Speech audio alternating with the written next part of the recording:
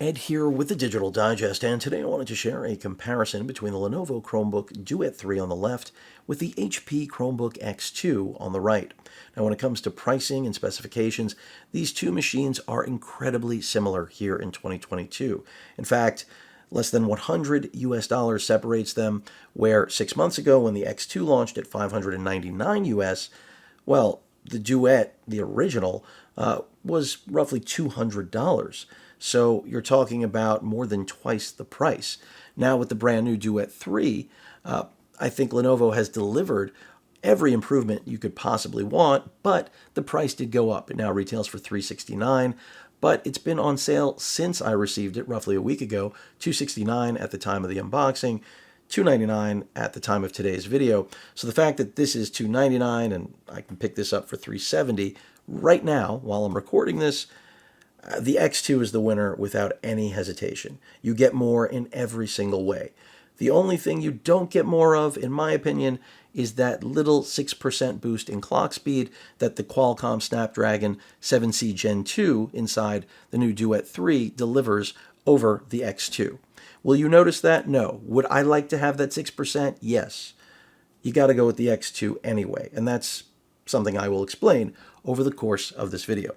So let's start with the display. Both of them are great. Both are 11 inches. Both have good aspect ratios for these sort of devices. We went from a 16 by 9 to a 16 by 10 here with the Duet 3. That's a big improvement. We've got a 3 by 2 on the HP. I think that's an even bigger improvement, even though this is 6 months older. I prefer this aspect ratio. If you prefer 16 by 10, the good news is you've got options and they're more affordable. So let's take a look and a listen to each of these. The panel on the left, the Lenovo 2000 by 1200 resolution. Panel on the right is, I believe, 2160 by 1440. Remember, both are 60 hertz. You're not going to get high refresh rate in affordable Chromebook anything. That's just not what you're going to get. And remember, the X2 wasn't meant to be affordable. It does come with a pen. I didn't even point that out. You're getting more. I said that. So let's take a look and a listen first to the Duet 3, and then we'll check out the X2. Volume is at 100%. With the Digital Digest, and today I wanted to share a quick unboxing first look at the Lenovo Chromebook Duet 3. This retails for roughly $360, but is presently, at the time of this unboxing, on sale for roughly $260. I'll include a link in the description, and that does make it, yet again, just like its predecessor. And by the way, this does also support pen input. It doesn't come with a pen, but that's pretty easy to purchase in the aftermarket in business. But there's the whole package in the case. I think it's really slick looking. It follows the same design language as all of Lenovo's Android tablets, granted. So I think the audio performance is fairly clear, not that incredibly loud, but serviceable. And that's what the I would say overall experience is going to be for audio on both of these. But you will see in a moment here that the X2 does have, I think, a better overall audio experience. Take a listen to it right now. Ed here with the Digital Digest, and today I wanted to share a quick unboxing and first look at the Lenovo Chromebook Duet 3. This retails for roughly $360 in that it is a convertible. So now from a productivity standpoint, as soon as you throw it into this position, you pretty much have that, complete laptop experience. And I'm just impressed with the travel things. I think this is going to be right up your alley. I mean, this really is, in my opinion. Okay, so I think the key takeaway here is that both of these are going to get the job done. The audio performance, I think, is better on the X2. They're front-firing speakers as opposed to side speakers. So you could argue maybe the X2 is actually even impeding. Here, I'll put this back on. I don't think it is. Granted, this is a Chromebook, no different. But that's what's so unique about it. So personally, again, the X2 I think has the better display. It's higher res, brightness approximately the same between these two, and of course the X2 in addition to that, you've got pen input out of the box. Here you will be buying a pen. It'll only set you back around 60, I think 60 US dollars to get something that will be reliable. But the thing is, the experience of pen input on either of these devices really is more a matter of just what the experience is like inside Chrome OS, which is lackluster. It's not something I'm going to recommend to anyone. So it's really better than not having it, but I wouldn't recommend this over probably any other competing product, whether we're talking about mobile OS in the Apple or Android Sphere, or of course Windows devices. So that tells you everything you need to know. Both of these will deliver 10 hours of battery life, even more, depending on how stingy you can be. On the other hand, if you push them high brightness, I mean, if I pump up brightness right now, you'll immediately see a marked difference in what it looks like for all of you. And that's because these do get fairly bright. And that, the brightness title does, I think, go slightly towards the Duet 3. But again, the aspect ratio resolution is a twofer I cannot ignore with the X2. Now, again, the processor, 6% more overall performance in the clock speed from the 7C Gen 2. The RAM difference, I mean, the more expensive X2 is definitely the way to go, in my opinion. I don't know what Lenovo is pricing the Duet 3 with 8 gigs of RAM and 128 gigs of internal storage. Remember, this is a 4 gig RAM model with 64 gigs of internal storage. So, of course, LTE options are out there for the X2 for those of you that want that. So that's not a bad thing either.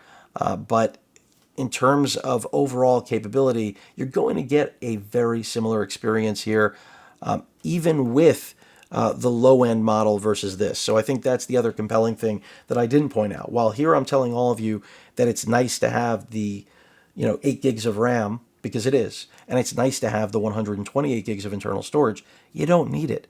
I mean, Chrome OS, in my opinion, is designed to be, it is a cloud piece of hardware.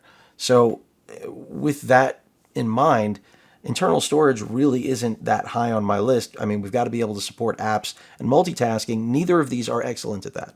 I'm telling you that now. If you push either of these with too many things being open at once, even with 8 gigs of RAM, and presumably even with 8 gigs of RAM on the Duet 3, I think it's going to get dicey. So it's kind of like the pen experience. Understand that happy medium and you won't be disappointed. I think, you have 2 to 4 things open here, the world will be good. That's what's nice and light about Chrome OS. But go beyond that, turn it into a workhorse, you're going to be let down. So don't have false expectations about that.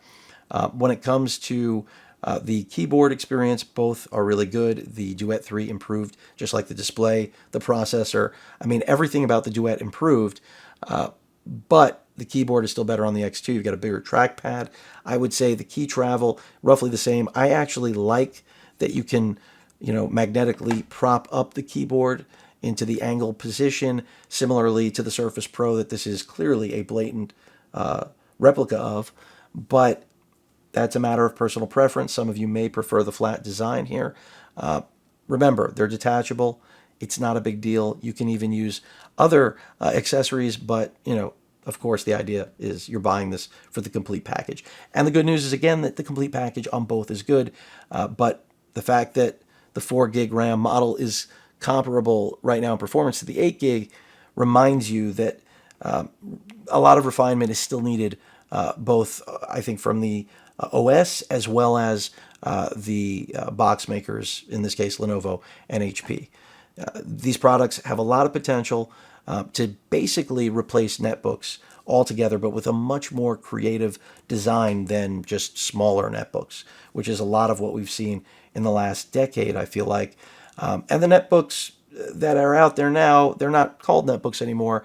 Microsoft still has their Surface Go line, which is akin to that, but I think most people don't even know what that looks like anymore. Some of you may not know what a netbook is, but think incredibly affordable, compact, and what was meant to have good battery life once upon a time, so that people wouldn't rely just on laptops, and certainly at that time couldn't rely on phones to be, their primary mobile computing solution.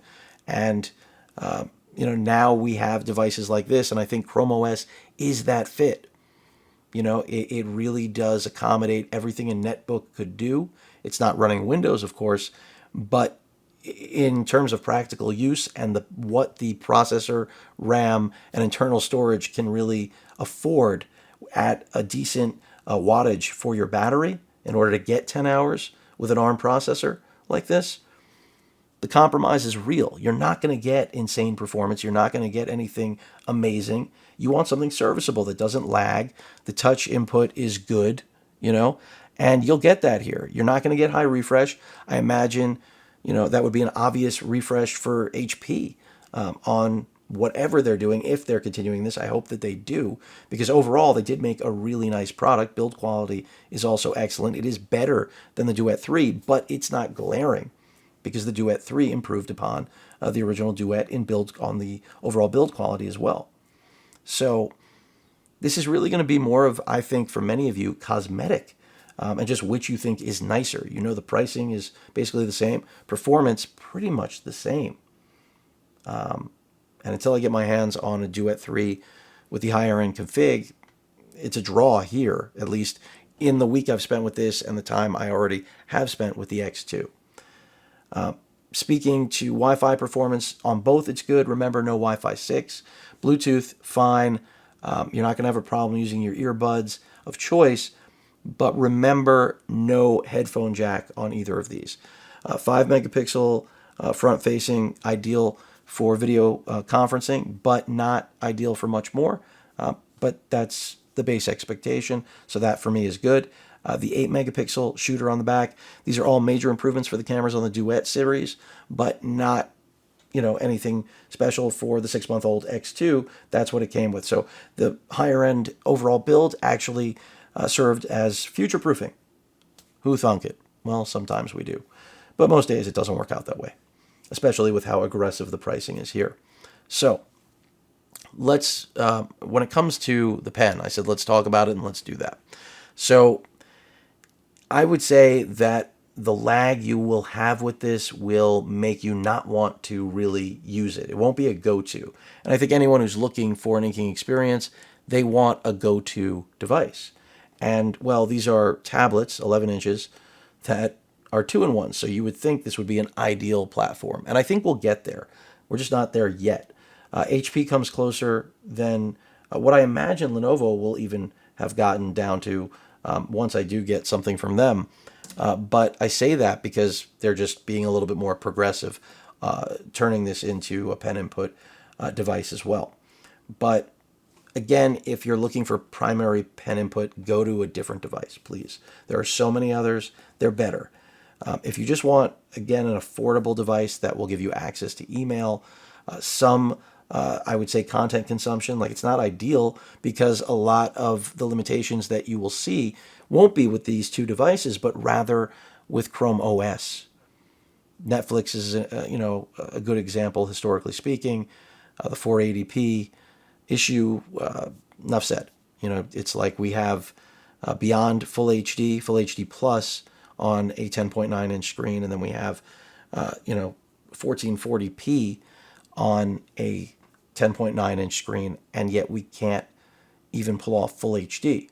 So there are things, hurdles that Chrome OS will continue to see. But overall, these are really promising devices that aren't, in my opinion, experimental anymore. You can buy this for yourself. You can buy this for friends and family, students. They're ideal for those crowds. Better than tablets in many instances. And if a tablet is the better device, go with that. But the fact that you have that convertible capability, which I'm going to just demonstrate right now, you just separate it. And this is very much a Surface keyboard, in my opinion. And I'm going to just show you around this device. I think we've talked about it enough. Let's take a look at it. Pogo ports down there at the bottom that connect to the Surface style keyboard, which I think they did a really good job copying. It would only be a bad thing if they didn't, right? We have two. I'll have to move the Duet, unfortunately. Something's got to give. We have two Type-C ports. You're going to charge this with a typical 65-watt charger. Essentially your volume rocker right there, if you will, and your SIM tray. So, that's part of what makes this nice, is that you do have a little bit more flexibility than other machines on the market.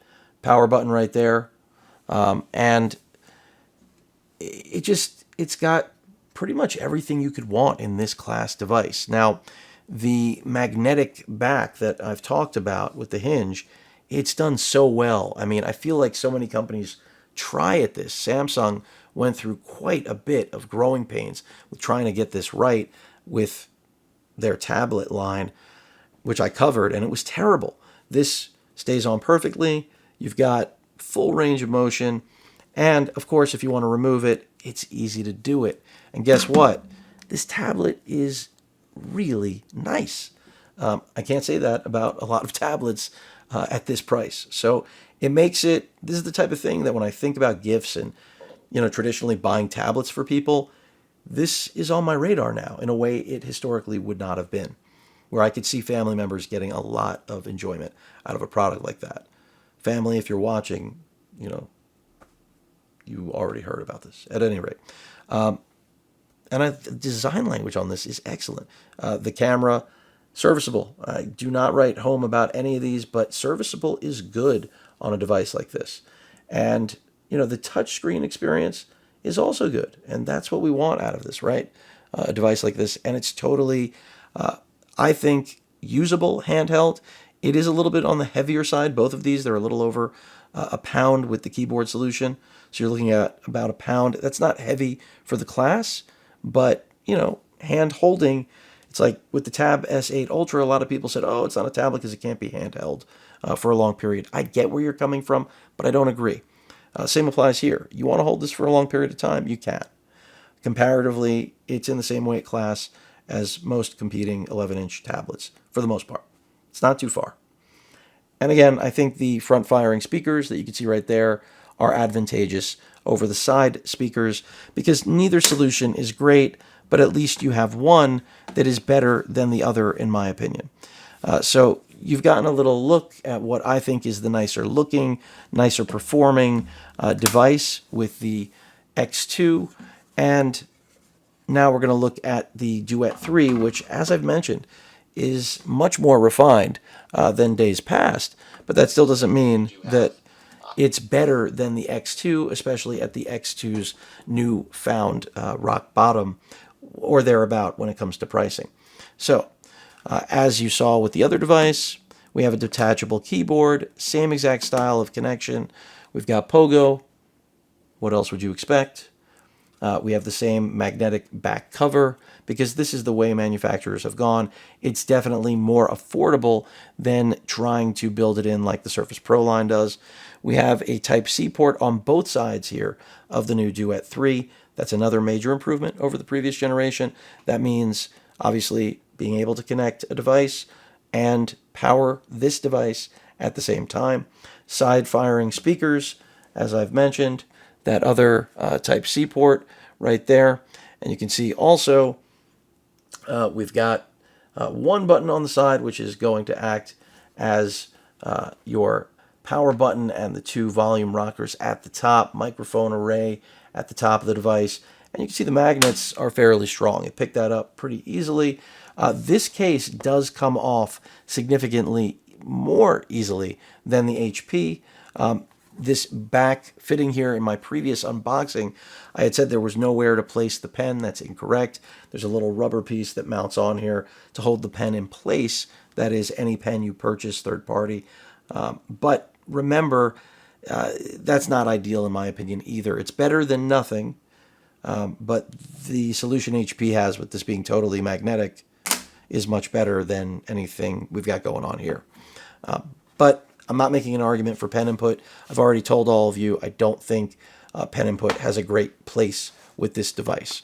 So let's detach that and let's look at the device itself. So really clean, I think industrial design, not anywhere near as sharp as the X2, but it looks like a Lenovo tablet, and there's nothing wrong with that. It's got polycarbonate metal build going on. With the HP, you got that all metal body or aluminum chassis, whatever it may be. I don't remember, but build quality is just not comparable, but this is still really good. You've got that 8 megapixel shooter, Pogo on the bottom. I mean, you've seen it all. It really is just a nice piece of hardware. So the question becomes, which device is right for you? So for me personally, I think I've made it abundantly clear that the HP is the way I would go every single time. And that's because it has pretty much everything going in its favor other than its price, which you already know has gone down drastically. So unless there is something, I guess, from a design language standpoint that people dislike about the HP, the only thing that would prevent you from picking it over the brand new Duet 3 would really be that bump in price. That extra, let's say, anywhere 50 to $100 US premium. And that's over, again, the 4 gig capacity, 4 gig RAM, 64 gig internal storage capacity configuration over the 8 gig 128 on the HP. It's not apples for apples, but that pricing kind of makes me feel like, again, it's a wash on the pricing. At any rate, you'll be well served by either one. You already know the HP is the way I would go. And it's just exciting, as I've said over and over in this video, to see two big manufacturers make affordable two-in-one tablet offerings like this, even if it's Chrome OS, which still needs a good amount of work, a good amount of polish. And I think it can only get better because it's not going away, it seems, which is a good thing.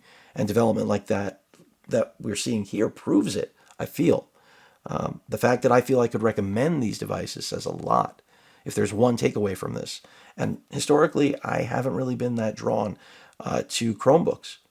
I've covered them, but I haven't really seen the novelty over traditional Android tablets, like the Galaxy Tab S8 Ultra, for example. I would pick that over this. And that's a comparison maybe for another time. But again, you're going to get good performance. It's not going to be amazing from either of these. It'll be good.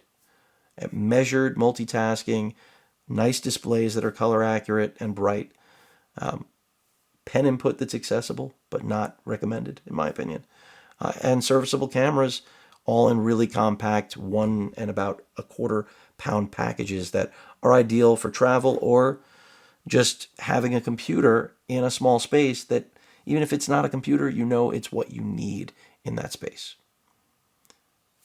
Netbook killers, as far as I'm concerned, because they accomplish everything a netbook's hardware could compellingly do. And they do it at prices that are affordable with great build quality and fantastic displays. And come on, the Duet 5 has a full HD 13-inch OLED. I may have to review that. But that rounds things out. I think these are both no-brainers. I've been repetitive. That happens when I'm excited about products. I don't think you can go wrong with either.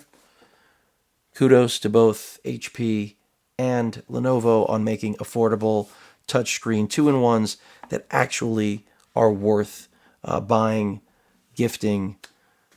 You get the picture. Any questions or comments, please feel free to post them. Hit that like button. And as usual, please feel free to subscribe and please stay safe. Later.